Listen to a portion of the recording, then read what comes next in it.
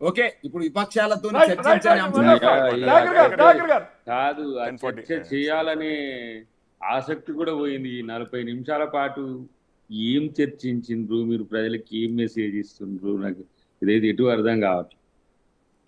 ఇలా మూసి ప్రక్షాళన మీద సుందరీకరణ అని, లేదంటే ఇంకేదో అని, ఈ ఏమంటారు చేవలేని చర్చలు వాళ్ళు పెడుతుంటే ఆ చర్చించాలనే ఆలోచన కూడా పోతుంది. ఇలా ఇదేం ప్రాజెక్ట్ కాంగ్రెస్ పార్టీ మొదలు పెట్టింది ఇది. మీరు చేయలేకపోతుండ్రు, మేము చేస్తాం, చేయడానికి నిర్మాణాత్మకంగా సహకరిస్తే మంచిది. లేదంటే ఇక మీరు గిట్లనే ఒక వారం 10 రోజులు మీడియా ఇష్యూ చేస్తారు. ఏంది నెలకు ₹1 కోటి ఇచ్చి నడిపిస్తున్న సంస్థలు ఏవో ఉన్నాయట, వాటితో నడుపుతారు అంతే. సోషల్ మీడియాతో ప్రభుత్వాలను మారుస్తారనే ఆలోచన మీకు ఉన్నది కాబట్టి గతంలో రేవంత్ రెడ్డి గారిని అదే అధికారం తెచ్చని భ్రమలో ఉన్నారు. కానీ ప్రజలు ఎట్లా కోరుకున్నారో, ప్రజలు ఏం కోరుకుంటున్నారో అక్కడ స్పష్టంగా వాళ్ళ నుంచి వినండి. మీరు ఇలా ప్రజలు మాకు ప్రత్యామ్నాయం కావాలని కోరుకుంటున్నారు, ప్రత్యామ్నాయాన్ని ఏర్పాటు చేస్తున్నాం. మీరు ఎక్కడి నుంచి మనకు గండిపేట మొదటి నుంచి అటు హిమయత్ సాగర్ మొదటి నుంచి లంగర్ హౌస్ కానీ, అక్కడి నుంచి చాదర్ఘట్, ఉప్పల్, అట్నే రూరల్ కాన్స్టిట్యున్సీస్ ఇప్పుడు నకరేకల్, తుంగతుర్తి వరకు కూడా మూసి వస్తుంది. ఇలా ఏ పరిస్థితుల్లో మూసి ఉన్నది, వాటి నీటి పరిస్థితి ఎట్లా ఉన్నది. నాకైతే శాలిగౌరారం చెరువు చాలా బ్యాడ్ ఎక్స్పీరియన్స్ అనమాట. అక్కడ ఎంత మురికి నీళ్ళు ఉంటాయో మాకు తెలుసు. ఇప్పుడు మనోడు బాలరాజు కూడా నకరేకల్కు రామన్నపేట మండలం అటువైపు వస్తుంది. అంటే కేవలం మూసి రివర్ ఫ్రంట్ అనేది కేవలం మురికి నీళ్ళల్లో పూల మొక్కలు పెట్టడం కాదు అనేది తెలుసుకోవాలి.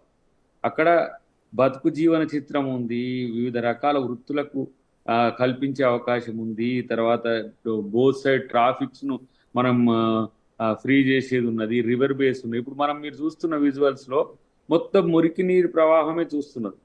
అది ఎక్కడ ప్రధానమైన కూడలు ఎక్కడైనా కూడా ఈ దోమలతోని ఆరోగ్య సమస్యలు వస్తున్నాయి అనేది మనకంటే కేసీఆర్ బాగా చెప్పిండి వెనకటి. ఇప్పుడు వాటిని మూసి రివర్ బెడ్లోనే ఏదైతే మురికి నీరు ఉంటుందో దానికి ప్రత్యేక ఒక ఛానల్ ఏర్పాటు చేసి ఒక 5 TMC వాటర్ని మనం ఎన్ రూట్లో గతంలో ప్రాణహిత చేవెళ్ళకి 10 నుంచి ఎల్లంపల్లి నుంచి 10 TMC అలకేట్ చేసినాం. 5 TMCలు మంచినీటి సౌకర్యం కొరకు, మిగతా మూసికి పైన ఉన్న హిమయత్ సాగర్, గండిపేటకు సంబంధించిన వాటికి 2.5 TMCలు ఇచ్చి వాటిని మూసి ప్రక్షాళన కంటే కూడా మంచినీటి సౌకర్యం దాని పారుదల కింద చేయాలనుకున్నాం. ఈరోజు ఆ మూసి నదిని కూడా 2 భాగాలుగా మురికి నీరు వేరు, మంచినీళ్ళను వేరే చేసే విధంగా చేసి వాటర్ బేస్ కూడా చేయాలని ఒక ఆలోచన ఉంది. తర్వాత దాదాపు ఒక 12-13 ఏమంటారు దాని మీదకి వెళ్ళి ఉండే ఫ్లైఓవర్స్ కానీ లేదంటే బ్రిడ్జెస్ కానీ చేయాలని ఉన్నది. దీన్ని నగర స్పీడ్ను పెంచేది ఉన్నది, ఆరోగ్య సమస్యలు రాకుండా చూసేది ఉన్నది. మూసి ఒక రకంగా మనం చెప్పుకోవాలంటే కడుపులో క్యాన్సర్ అయితే ఎట్లా ఉందో హైదరాబాద్కు నడి కడుపులో క్యాన్సర్ అయింది. దాన్ని మనం ప్రక్షాళన చేసుకుంటే వివిధ రకాల అవకాశాలు ఉన్నాయి. రేపు అంతర్జాతీయ సిటీగా ఎదిగే క్రమంలో మూసీని ముందట పెట్టుకొని మనం ముందుకు పోలేమని కేసీఆర్ 100 సార్లు అన్నాడు. అయినా ఇంకోటి, సుప్రీంకోర్టు జడ్జిమెంట్స్ అనుసరించే ఒకటి నదులు కానీ, చెరువులు కానీ, మిగతా నాళాలు కానీ ఎక్కడ ఎలాంటి అడ్డంకులు ఉన్నా వాటిని తీసివేయండి నిర్దాక్షిణ్యంగా సుప్రీంకోర్టు చెప్పిన మనం హ్యుమానిటేరియన్గా భూసేకరణ చట్టం 2013 అనుసరించే వారికి ప్రత్యామ్నాయ అవకాశాలు కూడా కల్పిస్తున్నామని పదే సీఎం గారు చెప్పింది. నేను అంటున్నా, ఇప్పటికీ బీఆర్ఎస్ మిత్రులైనా లేదంటే బీజేపీ మిత్రులైనా లేదంటే మన న్యూట్రలిస్ట్ మన గౌరీశంకర్ గారు లాంటి వాళ్ళైనా ఈ పథకం యొక్క అమలు సక్రమంగా జరగాలంటే ఏం చేయాలి? పథకం అంటే మూసిని ప్రక్షాళన చేసే దాంట్లో పూల మొక్కలు నాటేది కాదు, మురికి నీటిని పాయలుగా తీసి ఇంకో ఛానల్తో పంపించడం కాదు. మురికి నీటికి సపరేట్ ఛానల్ ఉంటుంది, అది కంప్లీట్గా అటు నుంచి ఇటు నుంచి ఒకే దారిలో పోతుంది. అది రివర్లో కూడా ఫ్రెష్ వాటర్ని పెట్టాలనే ఆలోచన ఉంది. అది మాల్స్తో పాటు మల్లయ్యలకు కూడా చోటు ఉంది. ఎక్కడైతే గాజులు అమ్ముకుంటారో బాగా గాజులు అలకేట్ చేస్తారు, ఎక్కడైతే ఎవరు మన చీరలు అమ్ముకుంటారో చీరలు చేస్తారు, కుండలు అమ్ముకుంటారో దాదాపు 12 బ్రిడ్జిల ప్రాంతంలో జరగబోతున్న అన్నిటి కూడా ఎకనామిక్ మోడల్ ఉంది. ఊరికనే నీళ్ళల్లో ఏదో వాటర్ పంపించేసి చేసేది కాదనేది వాళ్ళకి తెలుసుకోవాలి. డిపిఆర్ వచ్చేంత వరకు కూడా ఆగట్లేదు. ఇప్పుడు మొదటి దశలో డిజైన్ లెవెల్ ఇది, తర్వాత బిడ్డింగ్ లెవెల్ ఉంటుంది, కాంట్రాక్ట్ దాని ఎన్ని వేల కోట్లు అవుతుంది, రమారమి 1,50,000 కోట్ల కానీ అంచనా ఉన్నది వాళ్ళకు. రేపు అంతకంటే తక్కువ కావచ్చు, ఎక్కువ కావచ్చు, అదంతా వచ్చినాక విమర్శిద్దురు. కానీ ఇప్పుడు ఇది ఆక్రమణ అనలేం మనం. బతుకు కోసం వాళ్ళు మూసిలో వచ్చి ఇల్లు కట్టుకున్నారు. వాళ్ళకి మనం మంచి ఇల్లు ఇద్దాం, వద్దు అని అంటారా? ఆలోచించండి. లేదుగో ఇట్లా చేస్తే మంచిగా ఉంటుందని చెప్పండి. నేను 100 సార్లు 100 డిబేట్లలో ఇది చెప్తూనే ఉన్నాం. హైడ్రాకి సంబంధించింది మూసీని కలపకండి, మూసీకి సంబంధించి హైడ్రాని కలపకండి. హైడ్రా వేరు. ఇలా చాలా క్రిస్టల్ క్లియర్గా 2014 నుంచి 24 వరకు ఆక్రమణలు ఏ విధంగా జరిగినాయి, బీఆర్ఎస్ ఆధ్వర్యంలో మనోడు మున్సిపల్ శాఖ మంత్రి కేటీ రామారావు గారి నేతృత్వంలో ఇచ్చిన పర్మిషన్స్ అన్ని వచ్చినాయి. అవి వేరే చర్చిద్దాం హైడ్రా.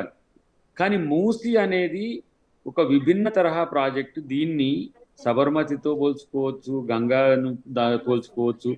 ఇలా ఎన్నో రకాల నదులు చాలా సమస్యలు క్రియేట్ చేస్తున్న వాటిని మనం ప్రక్షాళన చేసుకోవడానికి చేసే ప్రయత్నం. అక్కడి వరకు చర్చ చేసి ఆ ప్రజలు ఎవరైతే నష్టపోతున్నారో వాళ్ళకు మనం పునరావాసంతో పాటు ప్రత్యామ్నాయ ఏర్పాట్లను ఏ విధంగా చేయాలనే అంశంలో కనుక ఒక వివరమైన చర్చ జరిగితే చూసే ప్రజలకు కూడా సంతృప్తినిస్తుంది. ఇది 1,00,000 మంది నిర్వాసితులకు సంబంధించిన అంశం కావచ్చు కాక, మీరు కనుక ఏరియల్ సర్వే చేస్తే ఎక్కడెక్కడే ఉన్నాయి అని అంటే ఎక్కువ చాదరగట్టు ఉంటాయి, తర్వాత స్టే నెంబర్ ఉంటాయి, అంటే అంబర్పేట ఉంటాయి, ఇక కొంచెం ముందుకు పోతే ముప్పల్ ఆ ఏరియాలో ఉంటాయి. దాటిన తర్వాత మీకు మళ్ళీ నదినే ఉంటుంది. కాబట్టి అక్కడ మిగిలే భూమిని కూడా ఏ విధంగా చేయాలి, నది మధ్య ప్రాంతంలో కానీ టూరిజం డెవలప్ చేయడానికి కూడా ఒక ప్రయత్నం ఉన్నది. కాబట్టి ఆ కోణం నుంచి ఆలోచించాలనేది నా యొక్క ఆలోచన. ప్రభుత్వం అటు చేస్తున్నది.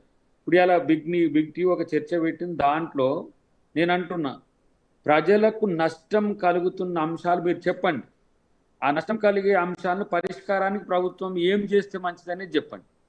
దాంతో ఇక మిగతా అంశాలన్నీ మంచిదా చెడ్డదా అనేది అది గత ప్రభుత్వం చేసింది, వెనకటికి కాంగ్రెస్ ప్రభుత్వం ఉన్నప్పుడు కూడా దాన్ని ఏదో చేయాలని ఒక ప్రయత్నం చేసింది. అవన్నీ కాకుండా మూసీని మనం మంచిగా చేసుకోవడం మంచిది అనేది అందరి అభిప్రాయం. హైడ్రా కూడా మంచిదే అంటుండ్రు అందరూ. కొంతమంది మంచిదే అంటున్నారు, కొంతమంది నష్టపోయేటోళ్ళు మంచిది కాదనొచ్చు కాదు. కానీ పార్టీలు మాత్రం మంచిది అంటున్నాయి. కాబట్టి ఈరోజు నేను అంటున్నది ఏంటంటే, మూసీ ప్రక్షాళన అనేది డెఫినెట్గా జరగాల్సిన అవసరం అందరూ అంగీకరిస్తున్నది. ఎట్లా చేస్తే మంచిగా ఉంటుందో వివరణలు ఇస్తే చాలనేది నాకు అభిప్రాయం తప్ప అంతకు మించి. రైట్ గౌరీ గారు, ఇక్కడ ఒక అంశం అంటే ఇట్లాంటి కీలకమైనటువంటి